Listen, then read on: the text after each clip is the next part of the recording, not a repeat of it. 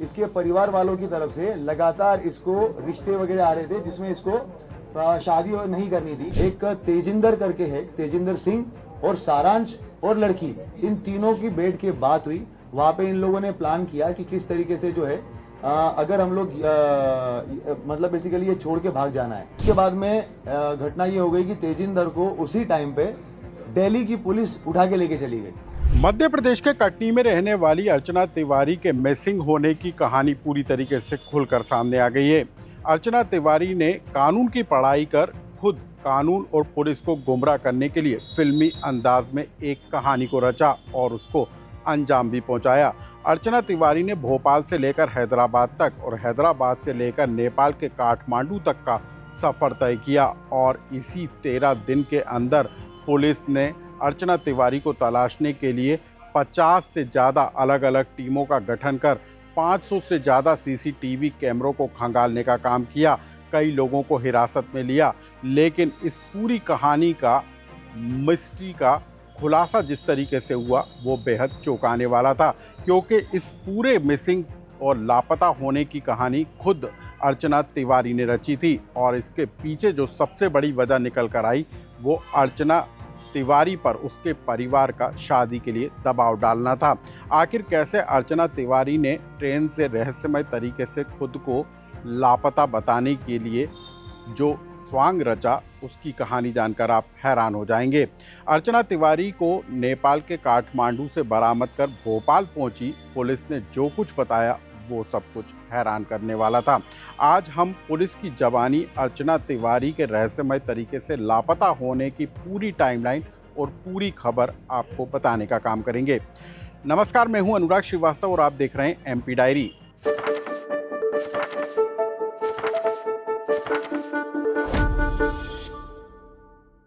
MP diary में अब आप जान लीजिए अर्चना तिवारी के लापता होने को लेकर मध्य प्रदेश और रेलवे पुलिस ने आखिर क्या क्या बताया, किस तरीके से अर्चना तिवारी के मिसिंग होने की टाइमलाइन निकलकर सामने आई और काठमांडू से लेकर भोपाल तक लाने को लेकर पुलिस ने जिस तरीके से कदम उठाए उसको आप खुद पुलिस के बयान के जरिए जान लीजिए।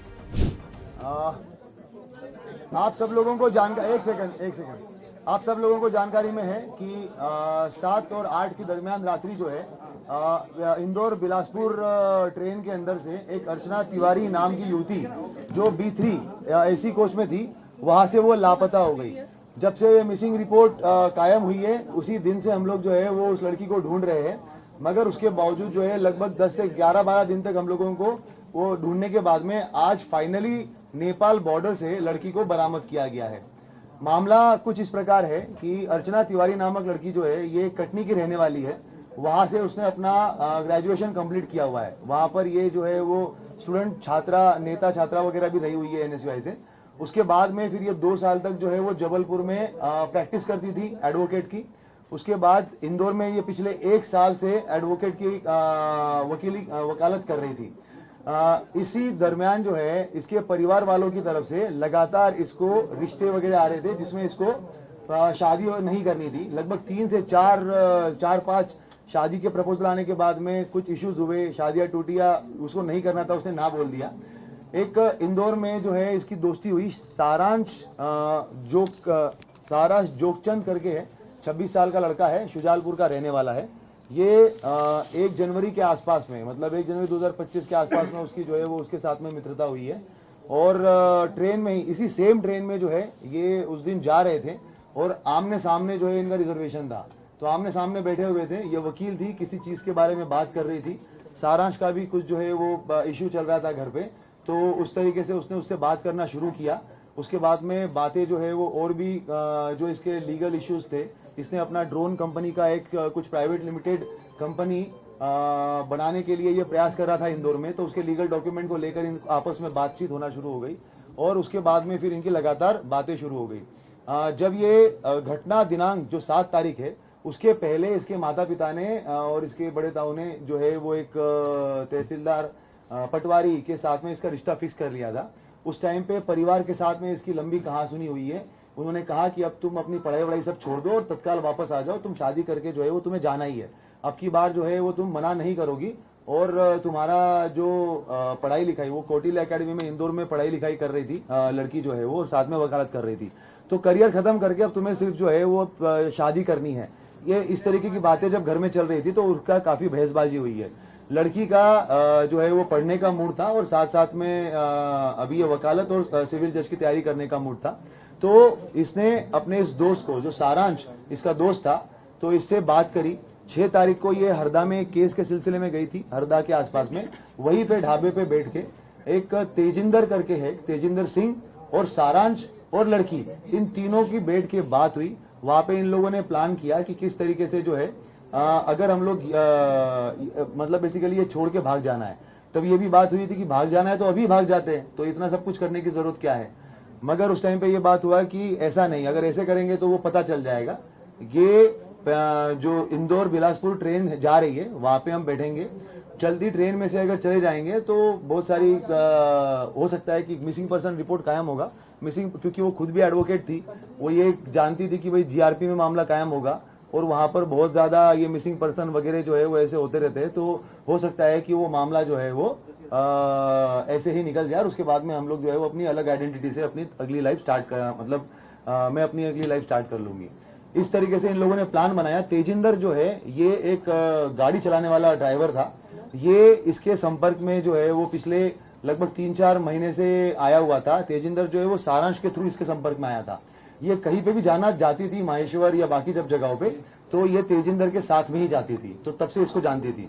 ये इटारसी रेलवे स्टेशन के पास में रहता था, तो इनकी बात हुई कि कहां पर सीसीटीवी कैमरे नहीं है, तो तेजिंदर ने बताया कि इटारसी रेलवे स्टेशन जो है वो मैं बहुत अच्छे से जानता हूँ, वहां पर जहाँ पे कैमरे नहीं है वहां से मैं इसको लेके चला जाऊंगा।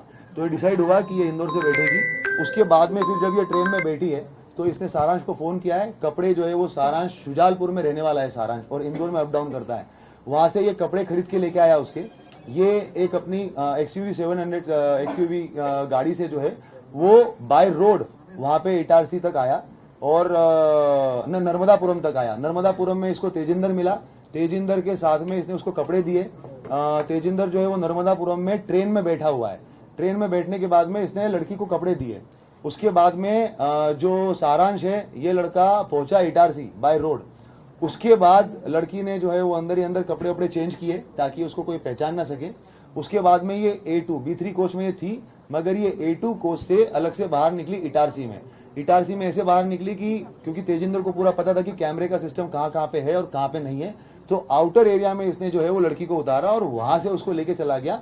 और बाहर जो है वो सारांश वेट कर रहा था, सारांश वेट कर रहा था, तो वहां पर उसने जो है वो लड़की को लेके जाकर सारांश को दे दिया। लड़की ने अपने मोबाइल और घड़ी जो है वो तेजिंदर को दे दी और बता दिया कि भाई इसको जो है ये आपका बागतवा और मिडघाट वाला जो एरिया है उस तरफ कहीं तो फिकवा देना, ताकि ये बात हो जाएगी। तेजिंदर से उसने ये भी बात की थी कि हम लोग 3-4 लड़कों से एक रिपोर्ट लिखवा देंगे कि भाई कोई तो लड़की वड़की जो है वो यहाँ पे गिर गई है करके ऐसा, और ट्रेन में जब आगे गाड़ी वाड़ी रहेगी तो वहां पर हम लोग जो है वो कंप्लेंट करवा देंगे। ये सारी बातें हो गई और उसके बाद में उसको मोबाइल और घड़ी वगैरह दे दिया। लड़की जो है वो सारांश के साथ में आगे चली गई। कोइंसिडेंटली सारांश ने एक व्यक्ति को भी साथ में लेके आया था, तो वो भी, उसको भी हम लोगों ने राउंड अप करके उससे बयान वयान लिए हुए हैं, वो चश्मदीद गवाह है। उसके बाद में घटना ये हो गई कि तेजिंदर को उसी टाइम पे दिल्ली की पुलिस उठा के लेके चली गई। क्यों? कारण तेजिंदर जो है वो किसी फ्रॉड के मामले में आरोपी था। तो उसी रात, सेम रात को 1 बजे जो है वो ये घटनाक्रम होता है और अगले 1 घंटे में तेजिंदर को पुलिस उठा के लेके चली जाती है। अब जब ये पूरा मामला हमारे पास में आता है, लड़की जानबूझ के सामान पूरा के पूरा सीट पे छोड़ के गई ताकि हम लोग ये सोचे कि लड़की हो ना हो कहीं पे गिरी है, वो कहीं पे भागी नहीं है, अगर भागती तो पूरा सामान लेके जाती। ये पूरा सोच के प्लान करके जो है वो सामान वहीं पर रखा गया था। उसके बाद में जैसा कि उसने सोचा था, जब हमारे पास में मामला आया, सारा डिस्कशन हुआ, बात यही हुई कि भाई सामान जो है वो पूरा के पूरा छोड़ के चली गई है। छोड़ के गई इसका मतलब कहीं ना कहीं गिरी होगी। और मिडघाट और वो वाले एरिया का भी जानबूझ के वो मोबाइल जो है वो उसी एरिया में बंद हुआ था, तो हम लोगों ने वहां पर पूरा सर्चिंग ऑपरेशन भी चलाया, पूरे थानों में भी हम लोगों ने बात करी, वो सारी चीजें करी। मगर उसी टाइम पे एक चीज और, सारांश के साथ में जब बात हुई थी तो स्टार्टिंग में जब जनवरी में उसकी बातें हुई थी तो कॉल पे बात होती थी, मगर उसके बाद में व्हाट्सएप कॉल हुआ था, तो वो उस वजह से जो है उसके साथ में वो बातें जो है वो CDR में डिटेक्ट नहीं हो पाई। हम लोगों ने IPDR निकालने के बाद में उसका नंबर जो जब वापस आया और पता चला कि इससे वापस ये बात हो रही थी और ये लड़का छूट गया है पूछताछ करने के लिए, उसके बाद टीम जो है वो उस तक पहुंची है। तेजिंदर को जब हम लोगों ने ये पता किया, तेजिंदर का नंबर मिला और जब हम लोगों ने उसके बारे में डिटेल पता किया तो हम लोग काफी श्योर हो गए थे कि तेजिंदर इस मामले में लिंक है। मगर जैसे ही हमें पता चला कि ये जो है वो चोरी के मामले में दिल्ली पुलिस उठा के लेके गई है, तो हमें फिर स्टार्टिंग में लगा कि हो सकता है कि ये किसी दूसरे मामले में होगा। पर जब सारांश को उठाया गया और सारांश से जब पूछताछ हुई तो उसने बताया कि तेजिंदर, लड़की और इसने सबने मिलकर ये प्लान किया था। लड़की सारांश के साथ गई, शुजालपुर में गई है, वो गाड़ी में ही रही, कहीं पे बाहर उतरी नहीं। इन लोगों ने इसका चीज का ध्यान रखा कि कहीं पे भी टोल नाका नहीं आना चाहिए, क्योंकि पुलिस जो है वो टोल नाके पे भी CCTV कैमरे देखती है और अगर गाड़ी के थ्रू RFID से अगर पैसा कट जाता है तो उससे भी जो है वो डिटेक्ट हो सकता है। तो इन्होंने टोल नाका अवॉइड किया और ऐसे ऐसे रास्ते से गए जहां से टोल नाका नहीं हो। शुजालपुर गए, शुजालपुर के बाद में फिर ये ऑर्बिट मॉल के आसपास से कहीं से इन्होंने एक दूसरा मोबाइल खरीदा और लड़के, जब तक मीडिया में इस चीज का काफी हाइप हो गया था तो जितना इनको एक्सपेक्टेशन था कि मामला एकदम सिंपल तरीके से निपट जाएगा, तो वो लगने लग गया कि अब तो ये नहीं होगा, तो इसको मध्य प्रदेश छोड़ के कहीं तो जाना पड़ेगा जहाँ पे अलग भाषा के लोग हैं। तो इन्होंने हैदराबाद चूज किया। उसके बाद ये बुरहानपुर गए, बुरहानपुर से इन लोगों ने जो है वो हैदराबाद की बस पकड़ी। हैदराबाद में जाने के बाद में ये 2 दिन 1 रात जो है वो हैदराबाद में रहे। फिर जब मामला और ज्यादा हाइप पकड़ने लग गया तो जो सारांश है, ये ड्रोन का जो एक नया स्टार्टअप इसने डाला हुआ है और इसका जो क्लाइंट बेस है वो नेपाल में भी कुछ है। तो इन लोगों की पहले वो बात हो चुकी थी, तो इनकी बात हुई कि अब इसको जो है वो भारत छोड़ के ही हम लोग जो नेपाल की तरफ चले जाएंगे। उसके बाद फिर इन्होंने बस पकड़ी, बस पकड़ के जोधपुर से दिल्ली, दिल्ली से उसके बाद में जो है ये कुछ दिन वो काठमांडू चली गई, लड़की काठमांडू चली गई, लड़का जो है वो वापस आ गया। और लड़के ने ये भी किया कि जो इसका मोबाइल था उसको जब मेन टाइम था उस टाइम पे उसने एरोप्लेन मोड पे करके पूरा के पूरा बंद कर लिया। बाकी टाइम में मोबाइल जो है वो अपना वहीं पे रखकर और दूसरी सिम इशू करवा के पिता के नाम पे उस मोबाइल को उसने पूरा टाइम चलाया, क्योंकि जब सारांश का नाम अगर आए तो मोबाइल जो है वो इंदौर में ही दिखे और उसके ऊपर कोई शक ना जाए। और पिता की अलग से, क्योंकि नई सिम थी, वो तो कुछ कहीं पे कुछ कनेक्शन था ही नहीं उस चीज का, तो वो सिम जो है वो उसने अपनी अलग से इस्तेमाल करी। काठमांडू छोड़ के ये वापस आ गया। उसके बाद में 3-4 दिन तक रहा। जब पुलिस ने इसको राउंड अप किया हम लोगों ने सारांश को, और उसके बाद में जब चीजें निकल के आई तो उसके थ्रू नया नंबर जो था उसका, उससे बात कर और उसको वहां से बॉर्डर तक बुलवाया गया और बॉर्डर पे लाखीमपुर खीरी पुलिस की मदद से हम लोगों ने जो है वो लड़की को बरामद किया। बरामद करके जो है वहां से दिल्ली, और दिल्ली से अभी सुबह फ्लाइट से यहाँ पे लेके आए हैं।